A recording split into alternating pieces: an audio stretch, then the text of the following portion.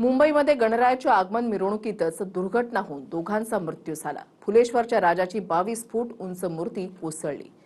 मूर्ती कोसळण्याचं कारण काय हे अद्याप स्पष्ट झालेलं नाही। मात्र काही स्थानिक दुर्घटनेवरून मुंबईतल्या रस्त्यांच्या अवस्थेकडे बोट दाखवतायत। पाहूयात।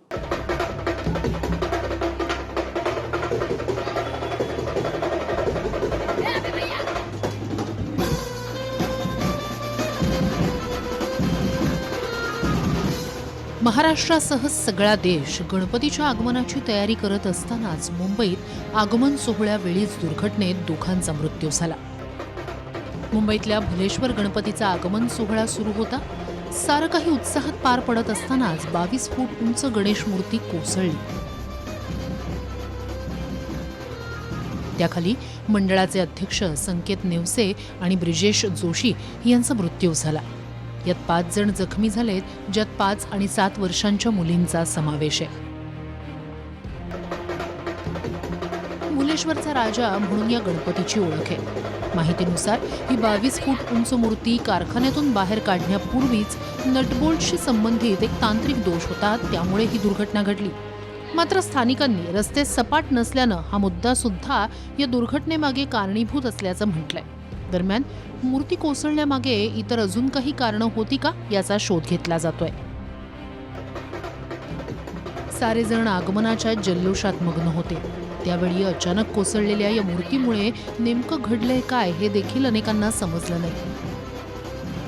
मुंबईत यंदा तब्बल 10,600 सार्वजनिक गणेश मंडळ आहेत, त्यामुळे आगमन किंवा विसर्जन सोहळ्यावेळी प्रत्येकानं खबरदारी घेणं गरजेचं आहे। दरम्यान या दुर्घटनेनंतर मृतांच्या कुटुंबियांना मंत्री आशिष शेलार यांनी 5 तर जखमींना 1 लाख रुपयांची आर्थिक मदत केली आहे। 2000च्या वरती पब्लिक होती। घडला तर लगे भाग झाली समजे आहे।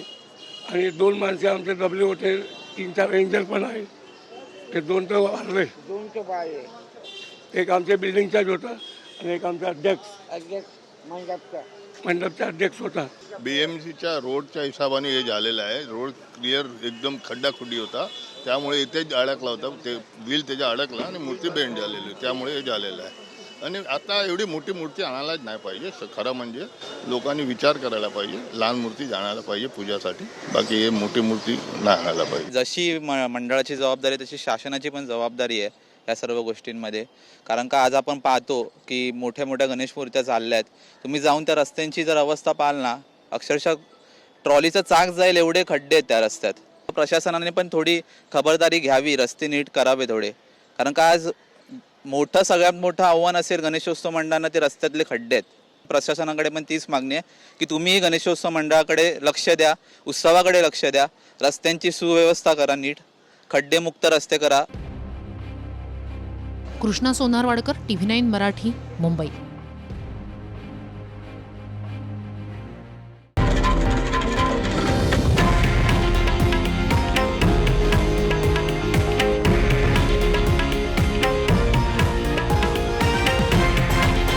हे आहे देशातील नंबर 1 न्यूज नेटवर्क आणि आपण पाहत आहात TV9 मराठी, एकमेव।